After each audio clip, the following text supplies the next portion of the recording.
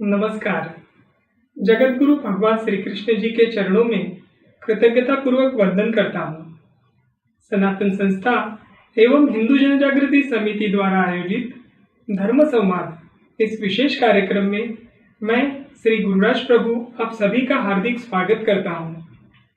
बंधुओं, आज हम कोरोना नामक एक महासंकट का सामना कर रहे हैं।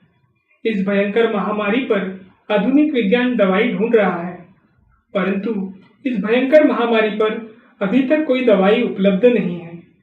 ऐसे संकट की स्थिति में स्थिर रहने के लिए केवल अध्यात्म ही हमें आत्मबल और मनोबल दे सकता है, हमारा तनाव भी कम कर सकता है। आज अनेक देशों के डॉक्टर योग, ध्यान के साथ साथ ओंकार का जप भी करने लगे हैं। आज संपूर्ण विश्व शांति के लिए भारत की ओर देख रहा है। ऐसे में अध्यात्म समझकर उसको जीवन में उतारना होगा और इसी अध्यात्म की खोज हम इस धर्म संवाद में कर रहे हैं।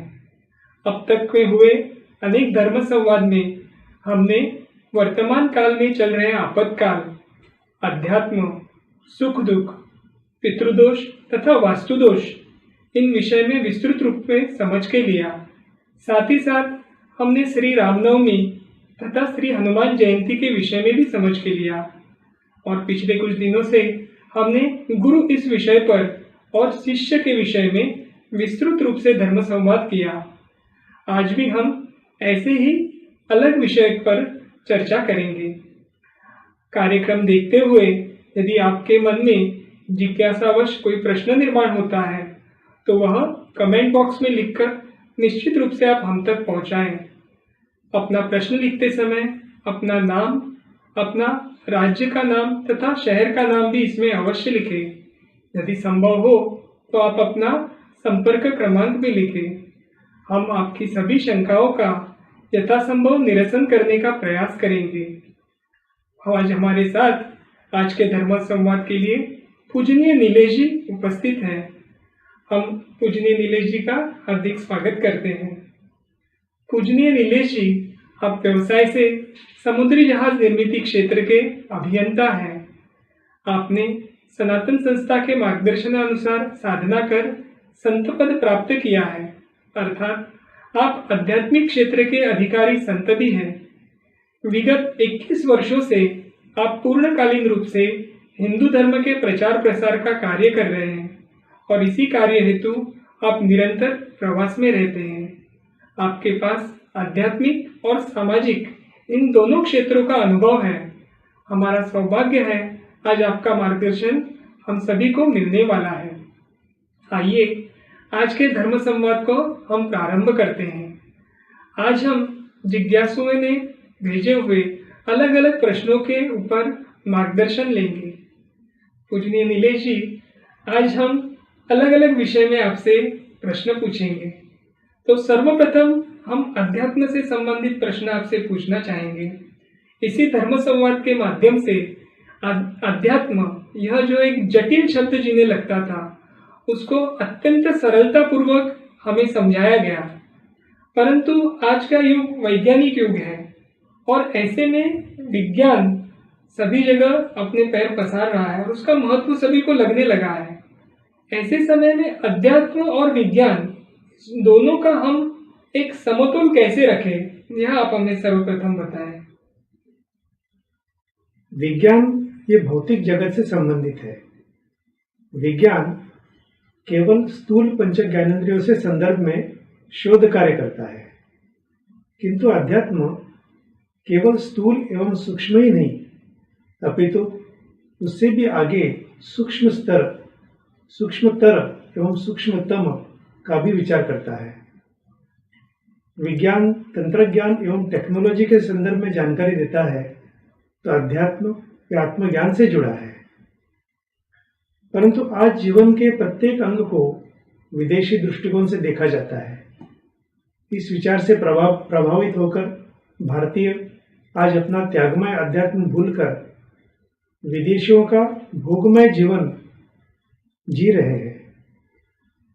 आधुनिक वैज्ञानिक मानते हैं कि सूक्ष्मतम अथवा अति सूक्ष्म बातें मानवीय जीवन को बहुत प्रभावित करती हैं, परंतु फिर भी वे अध्यात्म के नियमों को नहीं मानते।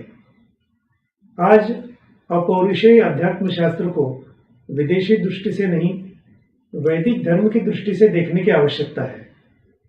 अध्यात्म शास्त्र इतना व्यापक है कि उसमें संपूर्ण विज्ञान समाहित हो सकता है, और कई लोगों को लगता है कि अध्यात्म कठिन शास्त्र है, परंतु अध्यात्म कठिन नहीं है। यह तो जीवन की कठिनाइयों को सुलझाने वाला शास्त्र है। प्राथमिक अवस्था में अध्यात्म शास्त्र में निहित विज्ञान को समझते हुए अभ्यास करने के बाद ये पता चलेगा कि यह शास्त्र अति प्रगत विज्ञान ही है। बुद्धिवादी और विज्ञानवादी ये न समझें कि अध्यात्म बहुत कठिन है। यह अत्यंत सरल है। इसे आचरण में लाना चाहिए, क्योंकि अध्यात्म यह आचरण में यानी कृति में लाने का शास्त्र है।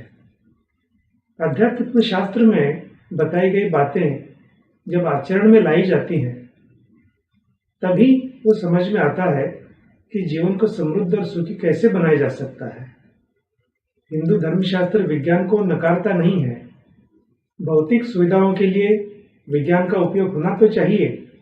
इसके साथ ही अध्यात्म को कनिष्ठ न मानते हुए अध्यात्म से जीवन को सुसंस्कारित परिपूर्ण करने के लिए अध्यात्म शास्त्र में बताए अनुसार आचरण करना चाहिए।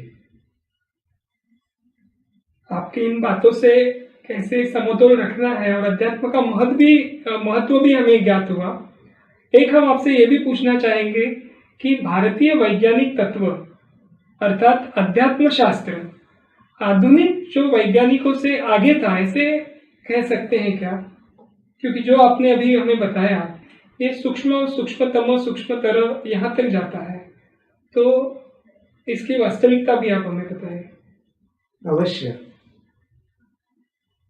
संपूर्ण विश्व के उद्धार के लिए सक्षम वेद, पुराण, उपनिषद, रामायण, श्रीमद् भागवत, श्रीमद् भगवद गीता इत्यादि सद्ग्रंथ भारत के संत महापुरुषों की एक बहुत बड़ी देन है। अनादिकाल से संपूर्ण विश्व भारत के अध्यात्म और योग विद्या से शांति और आनंद प्राप्त कर रहे हैं। आधुनिक विज्ञान से भारतीय वैज्ञानिक तत्व अर्थात अध्यात्म शास्त्र निश्चित आगे था और रहेगा भी। इसे समझने के लिए विज्ञान एवं अध्यात्म की तुलना करके देखते हैं। विज्ञान की व्याख्या क्या है?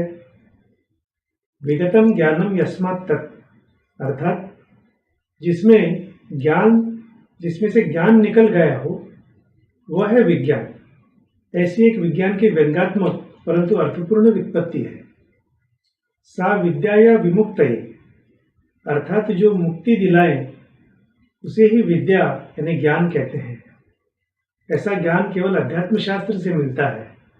भारतीय वैज्ञानिक तत्व में यह ज्ञान मिलता है। दूसरा अंतर यह है कि विज्ञान के सत्य में निरंतर परिवर्तन होता रहता है। जैसे आजकल के दिन में डार्विन के सिद्धांतों को आज गलत बताया जाता है। विज्ञान में निरंतर होने वाले परिवर्तन के कारण विज्ञान के पुस्तकों के सुधारित संस्करण छापने पड़ते हैं। संक्षेप में विज्ञान अपूर्ण एवं असत्य ऐसा एक शास्त्र है। इसके विपरीत आत्मज्ञान में परिवर्तन नहीं होता है। अध्यात्म के शोध से प्राप्त जो सत्य है वो त्रिकाल बाधित एवं शाश्वत होता है। इसीलिए आपने देखा होगा कि वेद, उपनिषद आदि के पुनर्मुद्रण कभी होते नहीं है, सुधारित संस्करण कभी नहीं होते। एक सरल उदाहरण मैं बताता हूँ ये विषय समझने के लिए। हमारे यहाँ हर घर में तुलसी वृंदावन रहता है। उसकी प्रतिदिन पूजा और परिक्रमा की जाती है।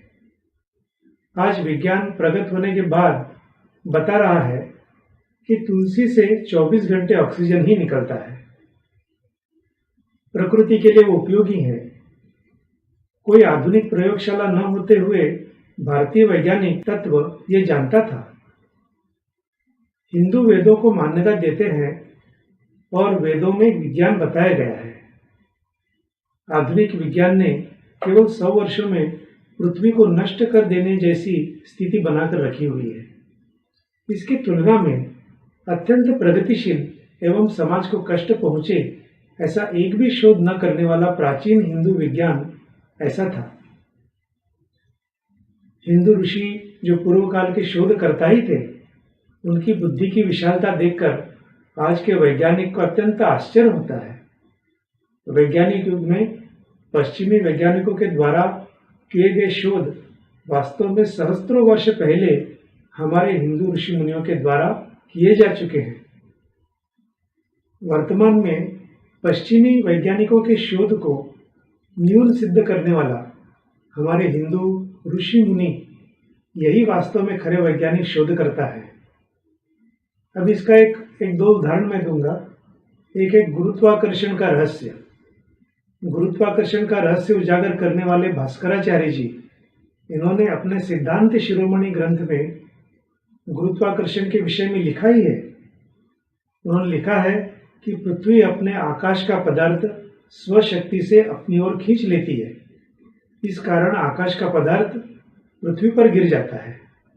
इससे सिद्ध होता है कि उन्होंने गुरुत्वाकर्षण का शोध न्यूटन से 500 वर्ष पहले लगाया था। दूसरा उदाहरण मैं दूंगा। परमाणु शास्त्र के जनक आचार्य कणाद जी ने अणुशास्त्रज्ञ जॉन डाल्टन के 2500 वर्ष पहले ही बताया था कि द्रव्य के परमाणु होते हैं। विख्यात इतिहास तज्ञ टी.एन. कोलेब्रुक, इन्होंने कहा है कि अणुशास्त्र में यूरोपीय शास्त्रज्ञों की तुलना में आचार्य कणाद तथा अन्य भारतीय शास्त्रज्ञ विश्व विख्यात थे। अभी मैं दो ही उदाहरण यहाँ पर बता रहा हूँ। यदि आप गूगल पर भी सर्च करेंगे तो आपको भारतीय वैज्ञानिक तत्व की महानता समझ में आएगी। आगे फिर कभी इस विषय पर हम विस्तार से चर्चा करेंगे। जी निश्चित, हम इस पर आगे भी चर्चा करेंगे। आपने जिस ढंग से हमारे अध्यात्म के विषय में बताया और जो उदाहरण दिए, उससे हमारे दर्शकों को भी ये निश्चित तौर पर ध्यान में आया होगा कि वर्तमान आधुनिक विज्ञान की तुलना में हमारा अध्यात्म बहुत ही प्रगत और परिपूर्ण ही था। तो निश्चित तौर पर अध्यात्म का महत्व हमें ध्यान में रखना चाहिए और वर्तमान शांति के लिए पूरा विश्व भारत की ओर भी देख ही रहा है। अब हम इस विषय को यहीं पर विराम देते हुए थोड़े से अलग विषय का, यानी मृत्यु और श्राद्ध, इस विषय जो प्रश्न हमारे यहाँ आए हैं तो उनके विषय में आपसे पूछना चाहेंगे। एक बात ध्यान में आती है कि अमावस्या के दिन बहुत सारे लोगों के यहाँ पे जो पूर्वज है उनके लिए छत पर भोजन रखा जाता है। तो ऐसा करना चाहिए क्या, ये हम आपसे जानना चाहेंगे। इसमें ऐसा कहा जाता है कि जो श्रद्धा से किया जाए वह श्राद्ध है। जिनका श्राद्ध में विश्वास नहीं है, ऐसे लोगों को यदि श्राद्ध के विषय में हिंदू धर्म का आध्यात्मिक विज्ञान समझा दिया जाए तब वे भी श्राद्ध पर विश्वास करने लगेंगे। श्राद्ध ये हिंदू धर्म का एक पवित्र कर्म है। मानव जीवन में इसका असाधारण ऐसा महत्व है और उद्देश्य के अनुसार श्राद्ध के अनेक प्रकार हैं। शास्त्रों में कुल 96 प्रकार के श्राद्ध बताए गए हैं। उनमें एकोद्दिष्ट, सपिंडीकरण, पार्वण, महालय एवं नांदी, ये 5 श्राद्ध ही वर्तमान में प्रचलित है। काम में श्राद्ध के बारे में भी बताया है। विशेष कामना की पूर्ति के लिए किए जाने वाले श्राद्ध को काम में श्राद्ध कहते हैं। फल प्राप्ति के उद्देश्य से विशेष दिन या तिथि एवं नक्षत्र पर श्राद्ध करने से विशेष फल की प्राप्ति होती है। इसमें हरेक तिथि के अनुसार अमावस्या के तिथि को श्राद्ध करने से मिलने वाला फल बताया गया है। इसलिए केवल छत पर भोजन रखने से पूर्ण लाभ नहीं होगा, अपितु शास्त्र में बताए अनुसार श्राद्ध की विधि के साथ ये किया जाए तो ही श्राद्ध का लाभ मिल सकता है। बिल्कुल, आपने जिस ढंग से श्राद्ध के विषय में ही विस्तृत रूप से बताया, उससे निश्चित तौर पर ये जो छत पर अमावस्या के दिन भोजन रखने की एक जो प्रथा की तरह हुआ है, उसको आगे बढ़ाकर हम श्राद्ध की ओर हमारे दर्शक जाएंगे ऐसे लगता है। अभी और एक जो प्रश्न मृत्यु से संबंधित ही ध्यान में आता है कि बाल्यावस्था में यदि किसी की मृत्यु होती है तो उसे सद्गति कैसे मिलेगी, यह भी एक प्रश्न निर्माण होता है। यहाँ पर व्यक्ति की मृत्यु के उपरांत उसकी आत्मा को सद्गति मिले, इसलिए श्राद्ध करना ये हिंदू धर्म का एक बहुत बड़ा वैशिष्ट्य है। प्रत्येक वर्ष पितृपक्ष में या पितृपक्ष के कृष्ण पक्ष को महालय श्राद्ध किया जाता है। पितृपक्ष की विविध तिथियों पर विशिष्ट व्यक्तियों के लिए कौन सा श्राद्ध आवश्यक है, ये एक हम जानने का प्रयास करेंगे। पितृपक्ष के भरणी नक्षत्र के दिन श्राद्ध करने से गया जाकर श्राद्ध करने का प्राप्त होने वाला फल मिलता है। शास्त्र के अनुसार भरणी श्राद्ध वर्ष श्राद्ध के उपरांत करें। अभी यहाँ पर आप एक जो चार्ट देख रहे हैं, इसमें दिए गए जानकारी के अनुसार पितृपक्ष की त्रयोदशी तिथि को छोटे बालकों के लिए श्राद्ध कर सकते हैं। जिनकी अपमृत्यु होती है, जैसे किसी दुर्घटना अथवा अन्य किसी के द्वारा हत्या किए जाने के कारण मृत्यु होती है, उनके लिए पितृपक्ष के चतुर्दशी अर्थात घात चतुर्दशी के दिन श्राद्ध कर सकते हैं। पितृपक्ष के नवमी के दिन मृत सौभाग्यवती स्त्री का श्राद्ध कर सकते हैं। अपमृत्यु के प्रसंग में श्राद्ध के साथ साथ श्री गुरुदेव दत्त ये नाम जप करना भी आवश्यक है। एक श्राद्ध के विषय में जो आपने अभी बताया, तो एक प्रश्न ऐसा भी रहता है कि हिंदू धर्म में छोटे जो बाल्यावस्था में जिनकी शिशु के अवस्था में जिनकी मृत्यु होती है, उनका श्राद्ध कर्म नहीं किया जाता है, तो इसका कारण आप हमें बताएं। अवश्य। यहाँ छोटे शिशु से अभिप्राय है कि जिनके दांत नहीं आए हों, साथ ही जिनमें हड्डी बनने की प्रक्रिया पूर्ण नहीं हुई हो और उनकी मृत्यु हुई हो, तो उनका श्राद्ध नहीं किया जाता। ऐसे बच्चों का लेन देन पूर्ण हो जाने के कारण वह पृथ्वी लोक से आगे चला जाता है। इतनी अल्प कालावधि के लिए जन्म लिए हुए जीव में अपने देह के प्रति कोई आसक्ति ही नहीं रहती है। आसक्ति और लेन देन न होने से ऐसा जीव भूलोक में नहीं फंसता है और उसे अगली गति प्राप्त हो जाती है। इसलिए ऐसे छोटे शिशु का श्राद्ध कर्म नहीं किया जाता है। परंतु यदि बालक बड़ा हो, अर्थात 10 वर्ष आयु तक के बच्चों के लिए शास्त्रों में श्राद्ध का विधान बताया गया है। छोटे बच्चों की यानी 10 वर्ष आयु तक मृत्यु होने के संदर्भ में धर्मशास्त्र में व्यवस्था की गई है। छोटे बच्चों की मृत्यु के पश्चात उनके श्राद्ध कर्म के समय पिंडदान के पश्चात उन्हें केवल मंत्र पूर्वक अन्न का निवाला ही दिया जाता है, जिसे प्रकीर कहा जाता है। इन जन्म में ऐसे छोटे जीव के मन पर किसी भी प्रकार के संस्कार न होने से ईश्वर द्वारा उस जीव के लिए यह व्यवस्था बनाई गई है। अब ये और एक प्रश्न मृत्यु से संबंधित जो बहुतों के मन में रहता है, वो सूतक के बारे में रहता है। जब किसी का मृत्यु होती है तो सूतक का पालन किया जाता है। तो अभी ऐसी एक बात ज्यादातर ध्यान में आती है कि ऐसे अनेक रिश्तेदार होते हैं जिनको हम लोग जानते भी नहीं हैं, और कहीं से पता चलता है कि ऐसे ही किसी रिश्तेदार की मृत्यु हुई है।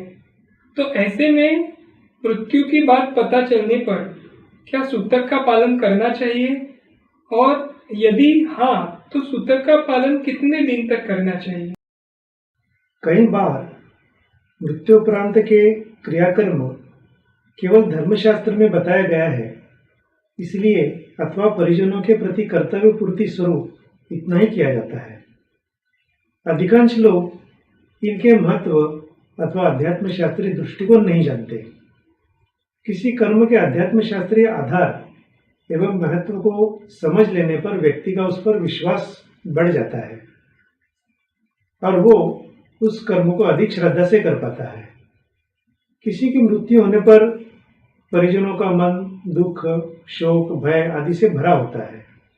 ऐसी स्थिति में धार्मिक विधियां सिद्ध नहीं होती है, इसलिए मन के उन विक्षोभों के शमन तक धार्मिक कर्मकांडों को न करना ही उचित रहता है।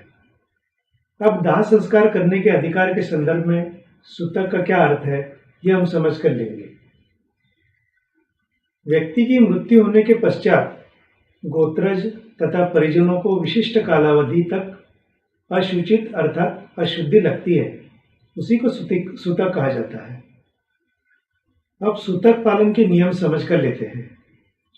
मृत व्यक्ति के परिजनों को 10 दिन तथा अंत्यक्रिया करने वाले को 12 दिन यानी सपिंडीकरण तक सूतक पालन करना चाहिए।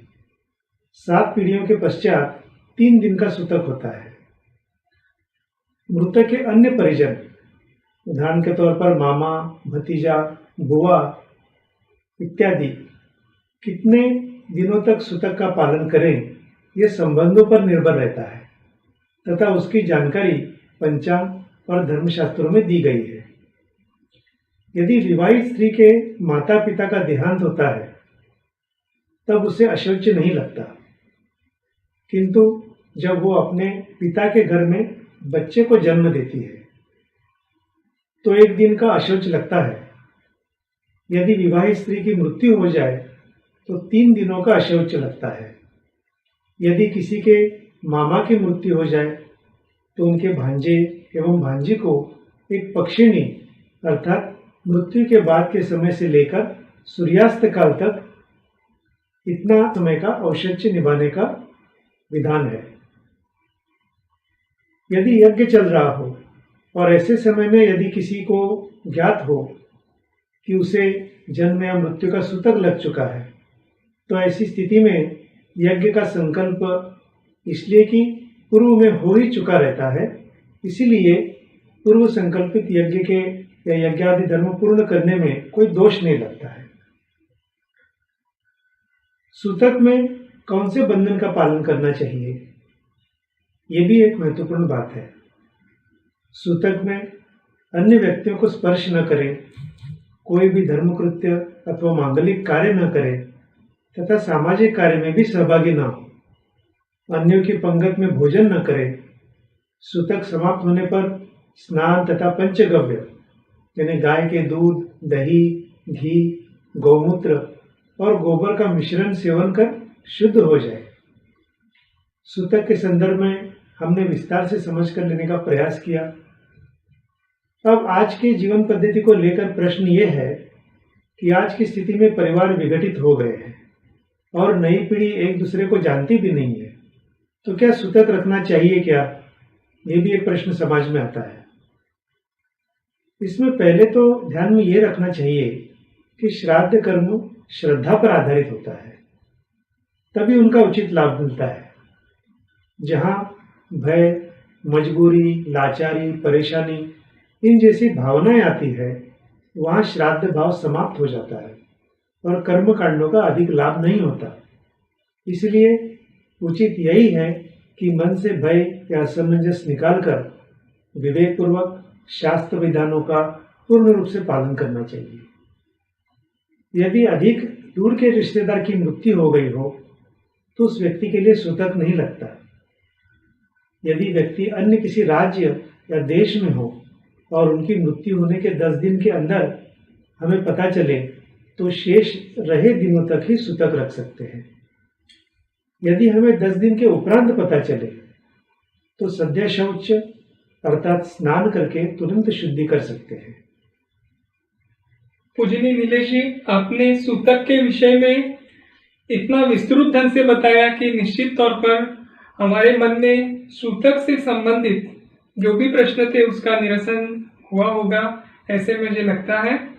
अभी और एक प्रश्न जो मन में आता है कि यदि किसी पिता को 4 पुत्र हैं और पिता की मृत्यु हो जाए तो चारों पुत्रों को पूर्वजों को कष्ट होने की संभावना होती है क्या, और ऐसी स्थिति में क्या करना चाहिए, इस विषय में आप थोड़ा मार्गदर्शन करें। अवश्य, एक अच्छा प्रश्न आपने पूछा हुआ है। अपने पुत्रों द्वारा पिंडोदक यानी पिंड एवं उदक दिए जाने पर ही पितर सुखी एवं संतुष्ट होते हैं। पुत्र किसे कहें, इस विषय पर शास्त्र वचन हमारे मनुस्मृति में लिखा हुआ है। पुन्नाम्नो नरकाद्यस्मात् त्रायते पितरम सुतः, तस्मात् पुत्र इति प्रोक्तः स्वयमेव स्वयंभुवा। इसका अर्थ यह है कि शास्त्रों के अनुसार पुत्र उसे कहते हैं जो अपने पितरों की यानी पूर्वजों का पू नामक नरक से रक्षा करता है। उसे स्वयं ब्रह्मदेव ने पुत्र कहा है। पितरों को सद्गति प्राप्त हो, उन्हें अनंत यातनाओं से मुक्ति मिले एवं पितृलोक से पितर अपने वंश पर कृपा दृष्टि रखे, इस हेतु पुत्र श्राद्ध आदि विधियां करे, ऐसे मनुस्मृति में कहा गया है। ब्रह्म वैवर्त पुराण कहता है कि देव कार्य की अपेक्षा अधिक महत्वपूर्ण पितृ कार्य है। इसलिए सर्व मंगल कार्यों में भी नांदी श्राद्ध का विधान सर्वप्रथम बताया गया है। ब्रह्म पुराण कहता है, जो व्यक्ति विधिपूर्वक अपने आर्थिक स्थिति के अनुरूप श्राद्ध करता है, वो ब्रह्मदेव से लेकर तृण तक सर्व जीवों को तृप्त करता है। श्राद्ध करने वाले के कुल में कोई दुखी नहीं रहता।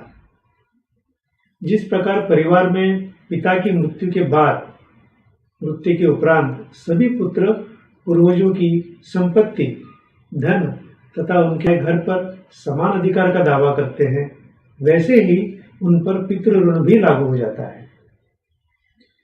यदि सभी पुत्रों का भोजन एक ही रसोई घर में बनता है तो ज्येष्ठ पुत्र को श्राद्ध विधि करनी चाहिए, और यदि सभी के रसोई अलग अलग है तो सभी को श्राद्ध कर पितृ ऋण से मुक्त होने का प्रयास करना चाहिए। पितृदोष न लगे, इसलिए श्री गुरुदेव दत्त के दत्तात्रेय भगवान का नाम जप भी करना चाहिए। आपने यह जो उत्तर बताया वो निश्चित तौर पे सामान्य लोगों के मन में आता ही है, क्योंकि आजकल जो परिवार है वो विघटित हुए हैं और सभी अलग अलग रहते हैं। और जो आपने बताया वो बहुत ही महत्वपूर्ण बात बताई। अब हम कर्मकांड विषय कुछ प्रश्नों के बारे में पूज्य नीलेश जी से संवाद करेंगे, क्योंकि कर्मकांड के विषय में बहुत लोग इस संबंधित जुड़े रहते हैं। तो हिंदू धर्म में व्रतों का भी महत्व है, त्योहारों का महत्व है। तो सर्वप्रथम हम आपसे ये पूछेंगे कि हिंदू धर्म में व्रतों का क्या महत्व है। ये बहुत अच्छा प्रश्न आपने पूछा हुआ है। व्रत, ये जो शब्द है, ये व्र इस धातु से बना है। इसके विभिन्न अर्थ हैं। वरना अर्थात स्वीकारना, संकल्प, इच्छा, आज्ञा पालन, उपासना, प्रतिज्ञा इत्यादि इसके अर्थ हैं। श्रद्धालुओं की यह धारणा होती है कि देवताओं ने उनके एवं प्राणियों के लिए कुछ विशिष्ट आज्ञाएं की हुई है। जब लोगों में श्रद्धा जागृत होती है कि देवताओं द्वारा संकल्पित विशेष कृत्य करना अनिवार्य है, तब उन्हें धार्मिक आचार अथवा उपासना का अर्थ ज्ञात होता है।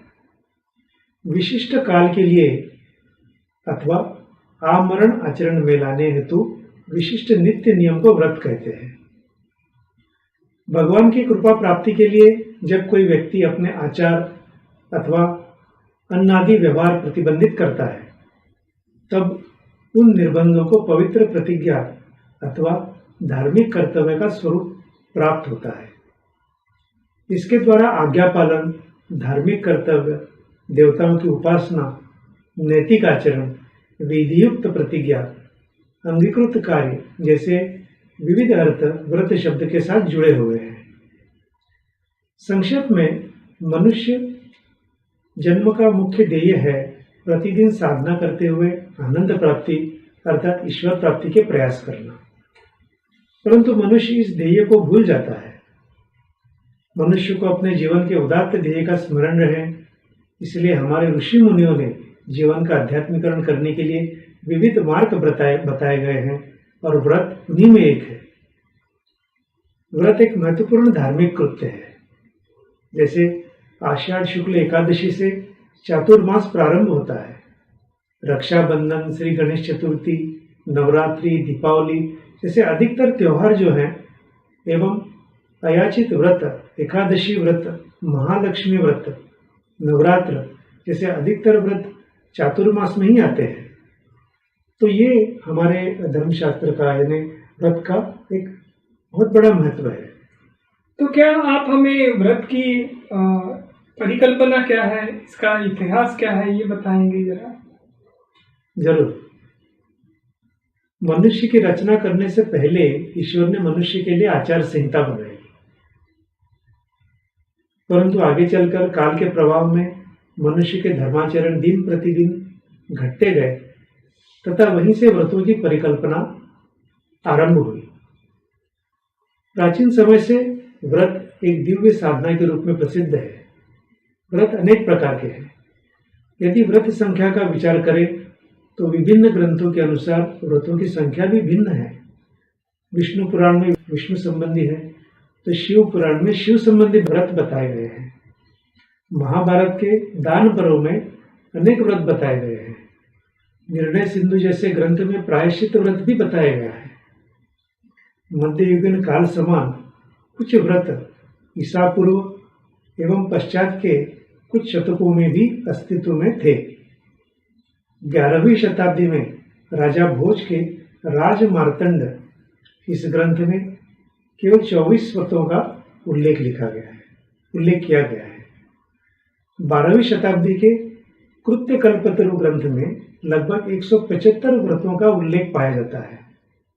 तत्पश्चात बहुकालोपरांत रचे गए शूल पाणिकृत काल विवेक इस ग्रंथ में केवल 11 व्रतों का उल्लेख मिलता है।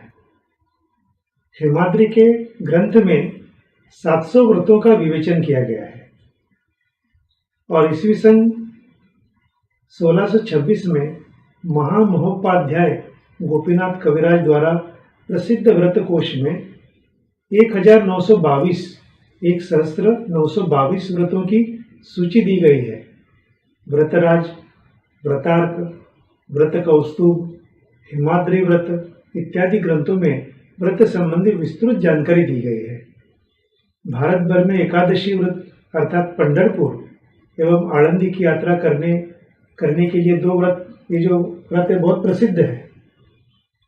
साथ ही वट सावित्री व्रत है, महालक्ष्मी व्रत है, अन्नपूर्णा व्रत है, कजली तृतीया अर्थात हरितालिका इत्यादि व्रत भी अधिकतर किए जाते हैं। आपने जो ग्रंथों के विषय में बताया और व्रतों की संख्या के विषय में बताया, तो इससे और एक प्रश्न हमें मन में आया कि ग्रंथों में भी व्रतों की विस्तार से जानकारी दी जाती है। अनेक ग्रंथों में इसके विषय में विस्तृत लिखा हुआ मिलता है, तो इन व्रतों का महत्व क्या है? सामान्य जनों के लिए वेदानुसार आचरण करना आज बहुत कठिन हो गया है और इस कठिनाइयों को दूर करने के लिए पुराणों में ऐसे व्रत वैकल्य बताए गए हैं जिन्हें आचरण में लाना सभी के लिए सुलभ होता है तथा उनसे सभी का उद्धार होता है। व्रतों का महत्व विविध बातों से हमें स्पष्ट होता है।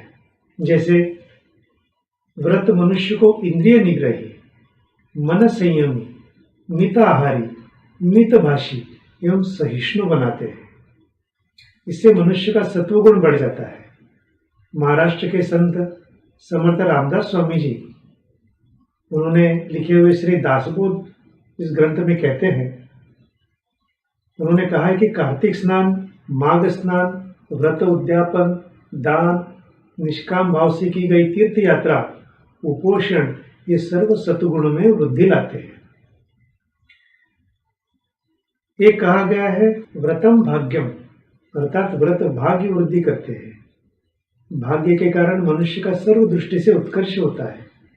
इससे दुख एवं आपत्ति का नाश होता है तथा संपत्ति, कीर्ति, यश, आयुष और आरोग्य इत्यादि का लाभ होता है।